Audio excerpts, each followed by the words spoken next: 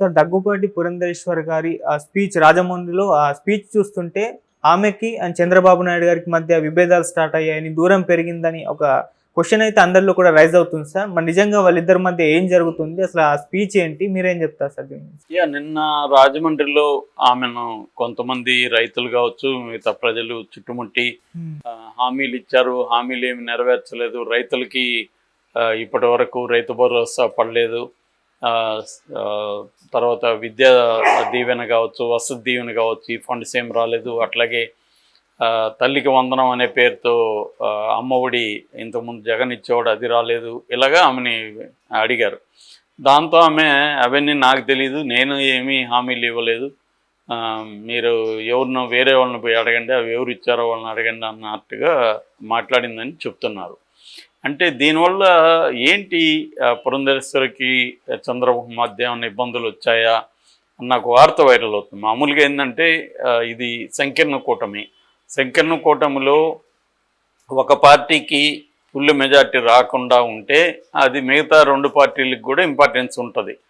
మామూలుగా చంద్రబాబుకి ఇప్పుడు వాళ్ళిద్దరు అవసరం లేదు, ఎలక్షన్ ముందు వాళ్ళిద్దరు అవసరం ఉంది. బీజేపీ జనసేన అవసరం చంద్రబాబుకి ఉన్నింది కాబట్టి ఆయనే ఎక్కువ చొరవ తీసుకొని వాళ్ళ వెంటబడి వాళ్ళతో పెట్టుకున్నాడు.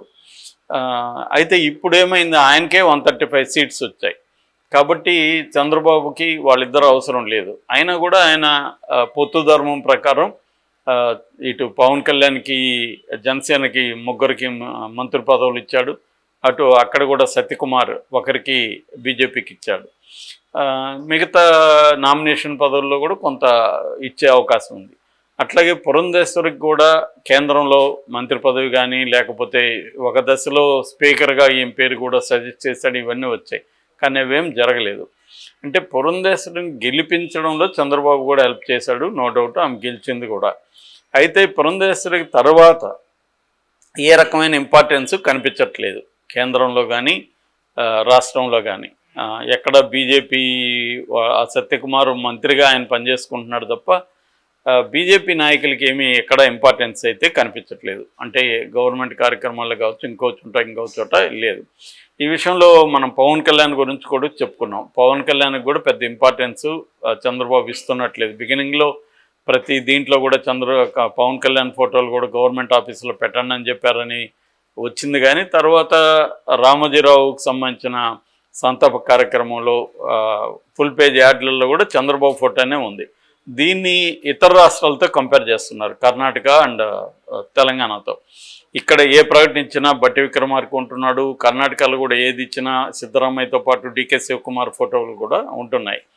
వీళ్ళు ఇస్తున్నారు, ఇక్కడేమో పవన్ కళ్యాణ్ మీద డిపెండ్ అయ్యి కదా చంద్రబాబు అధికారంలోకి వచ్చాడు. పవన్ కళ్యాణ్ లేకపోతే అసలు ఆయన అధికారంలోకి వచ్చే పరిస్థితి లేదు. బీజేపీ జగన్తో ఉండేది, పోల్ మేనేజ్మెంట్ అంతా జగన్ బాగా చేసుకుండేవాడు. జగన్కి ఒకవేళ వ్యతిరేకత ఉన్న ఓట్లు చీలిపోయేవి.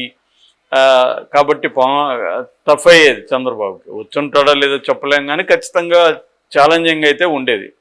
సో ఇటువంటి కాంటెక్స్ట్లో ఇప్పుడు పవన్ కళ్యాణ్ని మెల్లమెల్లగా తగ్గిస్తున్నారు. ఈవెన్ కొంతమంది ఆ మధ్య ఆంధ్రజ్యోతి ఒక కార్టూన్ కూడా వేసిందని చెప్పాను నేను. అంటే మోడీ నా గుండెల్లో ఉన్నాడని పవన్ కళ్యాణ్ అంటే, దాని మీద ఆంధ్రజ్యోతి కార్టూన్ ఏంటంటే, మీ గుండెల్లో మోడీ గుండెల్లో మీరుంటే సరిపోదు సార్, ఇక్కడ అమరావతిని పోలవరాన్ని కూడా ఆయన గుండెల్లో పెట్టండి అని చెప్పాయి.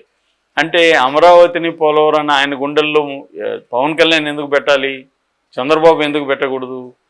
అది అక్కడ ఏంటంటే పవన్ కళ్యాణ్ని కామెడీ చేసే విధంగా కార్టూన్ వచ్చింది. అది తెలుగుదేశం పత్రికలో రావడం ఆశ్చర్యం. సో ఇలాగా అనేక విషయాల్లో పవన్ కళ్యాణ్కి కూడా ఇంపార్టెన్స్ ఇవ్వట్లేదు. అట్లాగే పురంధేశ్వరికి కూడా పెద్దగా ఇంపార్టెన్స్ వచ్చినట్టు కనపడలేదు. మామూలుగా అయితే పురంధేశ్వరి అంతకు ముందుగా ఇసుక కుంభకోణం, తర్వాత మద్యం కుంభకోణాల మీద పెద్ద ఎత్తున పోరాటం చేసింది. ఇప్పటి వరకు వాటిలో పెద్ద మార్పులు రాలే. ఇసుక మళ్ళీ ఫ్రీ ఇసుక అన్నారు, కానీ ఎక్కడికక్కడ అమ్ముకోవడం జరుగుతుంది. దాని మీద పురంధరేశ్వరి కోపంగా ఉన్నట్టుగా చెబుతున్నారు. అట్లాగే మద్యం అయితే ఇప్పటివరకు ఏం టచ్ చేయలేదు, అలాగే ఉంది. చాలా జగన్ పెట్టిన వాటిని ఇంకా అలాగే ఉంచారు. అంటే ఇది నిజానికి ఎక్కువ కాలం కూడా కాదు కాబట్టి మనం చంద్రబాబు ప్రభుత్వం తప్పుపట్టలేము. ఇంకా గడిస్తే కానీ ఒక 6 నెలలు గడిస్తే కానీ మనం నిర్దిష్టంగా విమర్శ చేయడానికి తగిన సమయం అయితే కాదు. కానీ వాళ్ళలో అసంతృప్తి రావడానికి ఇవన్నీ కూడా కారణాలుగా చెబుతున్నారు. సో ముఖ్యంగా ఆమెకి వ్యక్తిగతంగా ఇంపార్టెన్స్ ఇవ్వలేదు. రెండవది బీజేపీలో 2 వర్గాలు ఉన్నాయి ముందు నుంచి కూడా. ఒకటేమో వైసీపీని సపోర్ట్ చేసే వర్గం, ఒకటి చంద్రబాబుని సపోర్ట్ చేసే వర్గం.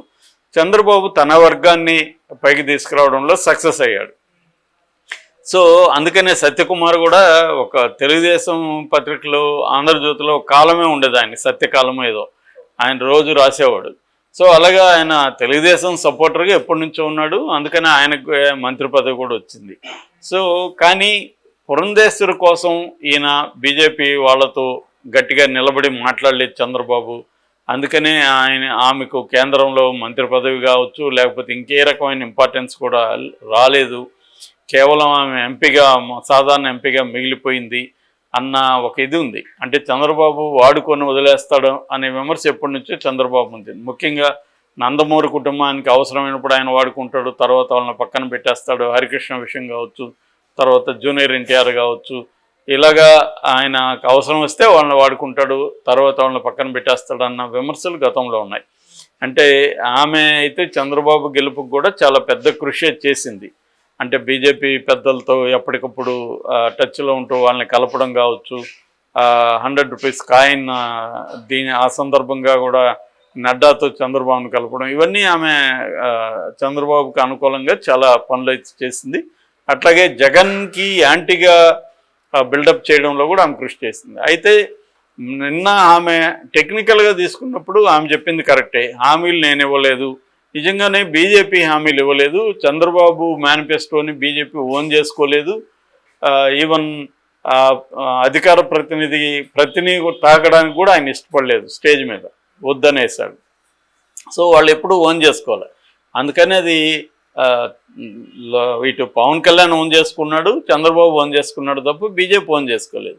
కాకపోతే ఇక్కడ టెక్నికల్గా నేను చెప్పలేదని చెప్పచ్చు, కానీ కూటమి వాళ్ళదే కదా, ప్రభుత్వం వాళ్ళదే కదా, అయినప్పుడు ఆమె బాధ్యత తీసుకోవాలి. ఆమె కూడా ప్రజలకు సంబంధించి బాధ్యత తీసుకొని, అంటే నేను చెప్పలేదు కాబట్టి అమలు చేయకపోతే నాకు సంబంధం లేదని అనకూడదు ఆమె. ఎందుకంటే కూటమి అంటేనే అర్థం అన్నిటినీ ఓన్ చేసుకోవాలి.